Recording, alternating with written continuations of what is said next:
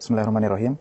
Jadi sebagaimana pertanyaan tadi bahwasanya apakah pendiri Jemaat Muslim Ahmadiyah yaitu Isa Al-Masih yang janjikan Hazrat Mirza Ghulam Ahmad alaihissalatu wassalam saat mendirikan Jemaat Muslim Ahmadiyah sesuai dengan petunjuk dari Allah Subhanahu wa taala yaitu pada tahun 1889 di awal tahun tersebut. Jadi sejak awal berdirinya jemaat ini, sejak beliau menerima baiat dari sahabat-sahabat beliau, jadi baiat pertama itu ada 40 sahabat beliau ya yang masuk dalam jemaat ini. Kemudian pada saat itu beliau tidak bersabda demikian. Justru yang beliau sabdakan adalah bahwasanya kita bisa sholat di mana saja, gitu. Dan karena pada saat itu yang menentang itu belum ada. Bahkan yang pada akhirnya itu menjadi penentang, pada awalnya itu mereka justru yang mengagung-agungkan karya Hazrat Mirza Ghulam Ahmad alaihissalatu wassalam, pendiri Jemaat Muslim Ahmadiyah, dalam hal bagaimana menjawab tuduhan-tuduhan yang dialamatkan kepada Islam, baik itu dari Yahudi, kemudian baik itu dari Kristen, kemudian Hindu, Arya, dan lain sebagainya. Sebagaimana diketahui bersama, bahwasanya mereka itu menyatakan bahwasanya karya tersebut adalah karya yang sangat monumental, yaitu contohnya adalah Barahin Ahmadiyah yang terdiri dari 4 jilid. Jadi sejak awal pendiri Jemaat Muslim Ahmadiyah tidak pernah menyatakan bahwasanya kita tidak boleh melaksanakan sholat di belakang orang-orang Islam pada umumnya. Akan tetapi itu pada akhirnya saja, karena pada akhirnya akibat dari pendakwaan beliau itu ya, bahwasanya saya ini adalah sosok Al-Masih yang dijanjikan sebagaimana dijanjikan kedatangannya oleh Yang Mulia Rasulullah SAW ini. Dan memang kewajiban beliau memang seperti itu, jadi harus menjadi imam. Karena yang disabdakan oleh Yang Mulia Rasulullah SAW di dalam hadis Sahih Bukhari, bahwasanya Yang Mulia Rasulullah SAW bersabda, "Kaifa antum iza nazala ibnu Maryam fikum wa imamukum minkum." Jadi bagaimana kondisi kalian tatkala Isa ibnu Maryam itu akan turun dan jadi imam di antara kalian. Jadi memang Isa Al-Masih yang dijanjikan itu harus menjadi imam, bukan menjadi makmum, karena memang merupakan utusan dari Allah Subhanahu wa taala. Dan yang namanya utusan dari Allah Subhanahu wa taala itu ya pasti akan mendapatkan cemoohan dan lain sebagainya, dan itu sudah difirmankan oleh Allah Subhanahu wa taala di berbagai tempat di dalam Al-Qur'an.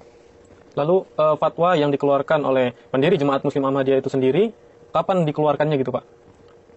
Jadi kurang lebih setelah 11 tahun ya, 11 tahun setelah berdirinya Jemaat Muslim Ahmadiyah pada tahun 1989. Jadi ulama-ulama yang tersohor di India saat itu, baik itu dari golongan ahli Quran, kemudian ahli hadis, kemudian golongan Deobandi dan golongan Barelwi, semua itu menyatakan kafir kepada pendiri Jemaat Muslim Ahmadiyah. Dan memang hal seperti ini tuh lumrah sebagaimana sunnatullah di dalam ayat suci Al-Quran. Allah Subhanahu wa taala banyak berfirman ya.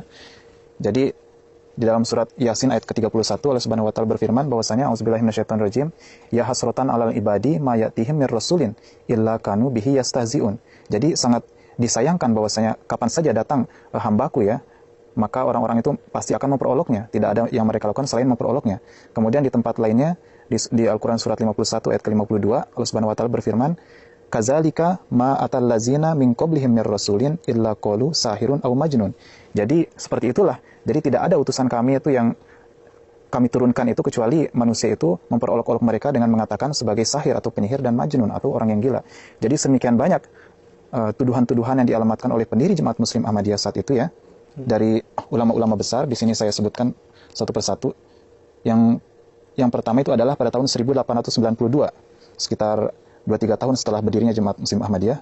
Jadi Maulwi Nazir Hussain dari Delhi, yaitu ulama besar di Delhi yang merupakan ibu kota British India saat itu, mengeluarkan fatwa mengenai pendiri Jemaat Muslim Ahmadiyah bahwasanya jangan memulai salam kepadanya, jangan melaksanakan sholat dengan bermakmum kepadanya. Itu tahun 1892 di dalam Isya'atus Sunnah jilid 13 nomor 6 halaman 85. Kemudian Maulwi Muhammad Hussain dari Batala. Ini yang dulunya itu justru memuji-muji beliau terhadap literatur-literatur yang membela Islam ya. Akan tapi pada akhirnya justru malah menjadi musuh. Jadi mengeluarkan fatwa menjadi pengikut Qadiani pada saat yang sama menjadi imam bagi orang-orang Islam yang lain adalah dua hal yang saling bertentangan. Jadi keduanya tidak dapat bersatu. Ini diambil dari buku Syar'i Faislah halaman 31. Kemudian Maulvi Rashid Ahmad Gangohi. Gangohi itu adalah kota Islam terkenal di India saat itu. Jadi memberikan fatwa bahwasanya membiarkan dia atau siapapun juga yang menjadi pengikutnya sebagai imam Anda adalah haram. Jadi dikatakan haram ya dalam buku Syar'i Faislah. Kemudian Maulvi Sanaullah Amritsari mengeluarkan fatwa di belakang dia melaksanakan sholat adalah tidak sah. Kemudian Maulvi Abdus Sami dari Badayun. Ini pun seperti itu juga. Kemudian yang utama itu adalah Maulvi Azizur Rahman Mufti dari golongan Deoban. Ini adalah golongan yang termaksud golongan yang besar dan memiliki anggota yang banyak di Hindustan saat itu, di anak benua India. Jadi memberikan fatwa siapapun juga yang mendukung akidah Qadiani dan menjadikannya sebagai imam sholat adalah haram. Dari Syarif Faisal halaman 31. Kemudian selanjutnya adalah Maulwi Ahmad Reza Khan Berelwi. Ini adalah pemimpin dari sekte Berelwi, salah satu mazhab di dalam Islam. Jadi mengeluarkan fatwa bahwasanya sanksi mengenai sholat di belakangnya adalah sama seperti sanksi yang diberlakukan bagi orang-orang yang murtad. Jadi nauzubillah dikatakan, tidak hanya dikatakan haram ya, tidak sah dan lain sebagainya, bahkan dikatakan seperti murtad juga. Di dalam Husamul Haramain halaman ke-95. Jadi sebagaimana ya, ini merupakan pembenaran daripada firman dari Allah Subhanahu wa taala bahwasanya tidak ada yang mereka lakukan itu selain mereka itu memperolok-olok nabi tersebut, padahal sudah sedemikian banyak tanda-tanda yang diperlihatkan dari Allah Subhanahu wa taala yang mendukung kebenaran dari pendakwaan beliau itu sendiri. Oleh karena itu, apa yang beliau sabdakan itu ya adalah pada tahun sekitar 1900. Sekitar 1900 yaitu beliau mengeluarkan fatwa bahwasanya ya dalam hal sholat saya melarang, yakni jangan sholat di belakang mereka. Selain itu, dalam urusan-urusan duniawi lainnya, silakan bercampur dengan mereka. Berbuat ihsanlah kebaikan pada mereka. Perlakukanlah mereka dengan akhlak baik. Pinjamkan hutang kepada mereka dan bila diperlukan boleh berhutang pada mereka. Jadi bersikaplah dengan sabar. Mungkin mereka pada akhirnya akan mengerti. Ini yang disabdakan oleh pendiri Jemaat Muslim Ahmadiyah, Hazrat Masih Maud alaihissalatu wassalam. Jadi ini merupakan suatu hal yang logis apabila selama kurang lebih 10 dan 11, hingga 11 tahun Jemaat Muslim Ahmadiyah mendapatkan perlakuan seperti itu, dikatakan sebagai kafir, jangan sholat, jangan mengucapkan salam dan lain sebagainya. Tentu merupakan sebuah hal yang logis apabila pendiri Jemaat Muslim Ahmadiyah setelah melihat keadaan-keadaan seperti itu tadi, bahkan akibat ya dari fatwa kafir mereka itu adalah kita apabila sholat di tempat yang lain itu kita mendapatkan justru perilaku tidak etis. Jadi misalnya kita sholat di suatu tempat kemudian langsung diusir gitu ya, langsung diusir. Kemudian apabila kita datang sholat ke suatu masjid kemudian terjadi perkelahian di sana karena mereka tahu kalau kita itu adalah Ahmadi. Jadi untuk menghindari perkelahian tersebut, untuk menghindari hal-hal yang tidak diinginkan, maka pendiri Jemaat Muslim Ahmadiyah memberikan saran, memberikan nasihat bahwasanya dalam hal sholat saya melarang, yakni jangan sholat di belakang mereka. Jadi untuk menghindari hal-hal yang tidak diinginkan tersebut, seperti perselisihan dan lain sebagainya. Dan apakah apa yang dikatakan oleh pendiri Jemaat Muslim Ahmadiyah ini berkenaan dengan larangan sholat bersama mereka, yaitu dengan imam di luar dari anggota Jemaat Muslim Ahmadiyah, ini pengeluaran nasihat ini dikarenakan olok-olokan ulama atau karena peristiwa lain yang telah terjadi begitu Pak? Adakah peristiwa lain begitu? Jadi peristiwa ini ya sebenarnya bukan hanya berkenaan dengan sholat saja, bukan berkenaan dengan sholat 5 waktu saja, jadi bahkan berkenaan dengan sholat jenazah. Jadi jangan disolatkan jenazahnya. Jadi bukan berkenaan dengan sholat saja, jangan disolatkan jenazahnya. Kemudian biarkan saja jenazahnya itu, jangan dimandikan. Kalau misalnya ada seorang Ahmadi yang tidak memiliki kerabat, jangan dimandikan. Biarkan saja seperti itu. Kemudian bahkan yang lebih parahnya lagi itu adalah bahwasanya nikahilah wanita-wanita mereka itu, gitu ya. Nikahilah wanita-wanita mereka itu. Bahkan ada yang mengatakan bahwasanya apabila jadi keturunan mereka itu adalah keturunan zina gitu dan lain sebagainya. Tuh. Jadi sedemikian rupa cemoohan-cemoohan yang dilontarkan oleh mereka berkenaan dengan sholat ini, yaitu tidak hanya sholat 5 waktu ya, sholat jenazah, kemudian perlakuan terhadap jenazah, kemudian tidak boleh dikuburkan di tempat pekuburan muslim pada umumnya. Oleh karena itulah pendiri Jemaat Muslim Ahmadiyah untuk menghindari hal yang tidak diinginkan tersebut, maka menanggapinya dengan memberikan saran seperti itu. Karena sebagaimana Allah Subhanahu wa taala juga berfirman bahwasanya sholat yang diterima itu adalah sholat orang yang muttaqi saja. Jadi sebagaimana Allah Subhanahu wa taala berfirman bahwasanya kita itu diajarkan suatu doa ya, yaitu waja'alna lil muttaqina imama. Jadi salat yang diimami oleh orang yang muttaqi itu sajalah yang diterima oleh Allah Subhanahu wa taala. Karena orang muttaqi seperti apa yang menerima utusan dari Allah Subhanahu wa taala. Ya. Lalu berkenaan dengan sabda khalifah dari Jemaat Muslim Ahmadiyah atau dari Rasulullah SAW sendiri berkenaan dengan hal tersebut bagaimana, Pak? Jadi berkenaan dengan sholat menjadi imam sholat ya. Jadi yang disabdakan oleh Yang Mulia Rasulullah SAW itu ada juga beliau di satu tempat bersabda bahwasanya diriwayatkan dari Hazrat Abu Amir bin Al-As. Jadi janganlah engkau mengimami suatu kaum sedang mereka membenci engkau. Diriwayatkan dari Abu Daud. Kemudian di satu tempat yang lain Yang Mulia Rasulullah SAW bersabda bahwasanya 3 orang yang Allah tidak menerima sholat mereka, yaitu pertama orang yang maju mengimami suatu kaum padahal mereka itu benci kepadanya.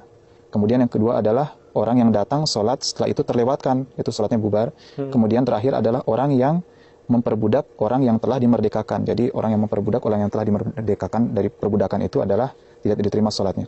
Ini diambil dari Abu Dawud dan Ibnu Majah dari Abdullah bin Umar radhiyallahu anhu. Dari buku Pedoman Sholat dari PT Al-Ma'arif ini yang dicetak di Indonesia ya pada tahun 1981. Berkenaan dengan Khalifah Jemaat Muslim Ahmadiyah sendiri, Pak? Jadi berkenaan dengan hal ini ya, karena hingga saat ini mereka itu terus saja memberikan tuduhan-tuduhan yang dialamatkan kepada Jemaat Muslim Ahmadiyah yang sebenarnya sudah dijawab sejak awal ya. Nah, Khalifah dari yang keempat dari Jemaat Muslim Ahmadiyah yaitu Hazrat Mirza Tahir Ahmad rahmatullah alaih, dalam salah satu kesempatan tatkala ditanyakan mengenai alasan mengapa tidak boleh bermakmum di belakang orang Islam pada umumnya, jadi Huzur rahmatullah alaih bersabda pada saat itu bahwasanya saling tidak memperbolehkan seseorang untuk sholat di belakangnya itu ya, maksudnya menjadi makmum ya, itu sebenarnya sudah sejak awal ya. Jadi misalnya mazhab Islam yang satu itu memfatwakan bahwasanya tidak boleh sholat di belakang mazhab Islam yang lainnya, dan hal seperti ini itu sudah tercatat di dalam sejarah. Banyak sejarah yang buku-buku mereka itu, buku-buku dari mazhab tersebut mengatakan bahwasanya jangan sholat di belakang mereka dan lain sebagainya. Itu memang sudah suatu hal yang lumrah pada saat itu. Padahal di dalam Islam ya, seseorang tidak memiliki hak untuk mendeklarasikan hal seperti ini. Seseorang itu tidak memiliki hak untuk mendeklarasikan hal seperti ini bahwasanya seorang tidak boleh makmum di belakang orang lain. Akan tetapi di sini yang perlu diperhatikan itu adalah pendiri Jemaat Muslim Ahmadiyah itu adalah sosok utusan yang dikirim oleh Allah Subhanahu wa taala, dan imam-imam yang ditunjuk oleh mereka itu adalah imam-imam yang diangkat oleh manusia. Jadi pendiri Jemaat Muslim Ahmadiyah itu adalah diangkat oleh Allah Subhanahu wa taala, dan imam-imam yang Islam pada umumnya itu adalah diangkat oleh manusia. Jadi sungguh merupakan suatu hal yang logis apabila pendiri Jemaat Muslim Ahmadiyah itu menjadi imam bagi mereka, bukan menjadi makmum. Nah, ini sejalan dengan sabda yang mulia Rasulullah SAW bahwasanya Isa ibnu Maryam itu di akhir zaman itu akan datang dan akan menjadi imam bagi mereka. Yang tadi telah disebutkan sebelumnya yaitu kaifa antum iza nazala ibnu Maryam fikum wa imamukum minkum, dan akan menjadi imam di antara mereka. Oleh karena itu Huzur rahmatullah alaih pun menambahkan ya, sebagaimana halnya imam itu ya, niat dari seorang imam itu membatalkan niat dari makmum. Jadi kalau misalnya imam itu niatnya sholat asar, maka apabila makmumnya niat sholat zuhur, maka itu akan batil, makmumnya itu akan menjadi sholat asar dia. Seperti itulah apabila sang imam itu niatnya itu adalah sholat isya, akan tetapi makmumnya itu niatnya sholat maghrib, maka otomatis makmumnya itu harus sholat isya. Seperti itu. Jadi imam itu memiliki otoritas yang lebih daripada makmum. Oleh karena itulah mengapa kita itu harus menjadi imam, bukan menjadi makmum. Nah, kemudian di dalam salah satu kesempatan juga Mufti Silsilah dari Jemaat Muslim Ahmadiyah memberikan penjelasan bahwasanya sebagaimana halnya yang mulia Rasulullah SAW ya berfatwa memberikan nasihat di dalam salah satu kesempatan bahwasanya umatku kala itu akan terbagi menjadi 73 golongan, sebagaimana halnya Yahudi itu menjadi 72 golongan. Dan 72 golongan itu mereka itu berada dalam api dan hanya ada satu golongan itu yang benar. Nah, di sini yang perlu menjadi perhatian itu adalah hal yang halus di dalamnya itu adalah bahwasanya yang mulia Rasulullah SAW tidak mengatakan bahwasanya 72 golongan itu di luar Islam. Jadi sungguh adat istiadat mereka itu yang mengatakan bahwasanya golongan yang ini itu kafir ya, tidak boleh sholat di belakang orang mereka, itu sebenarnya justru bertentangan dengan apa yang disabdakan oleh yang mulia Rasulullah SAW mengatakan bahwasanya umatku ini akan terpecah menjadi 72 golongan. Yang mulia Rasulullah SAW tidak pernah mengatakan bahwasanya mereka itu keluar dari Islam dan kafir gitu ya. Jadi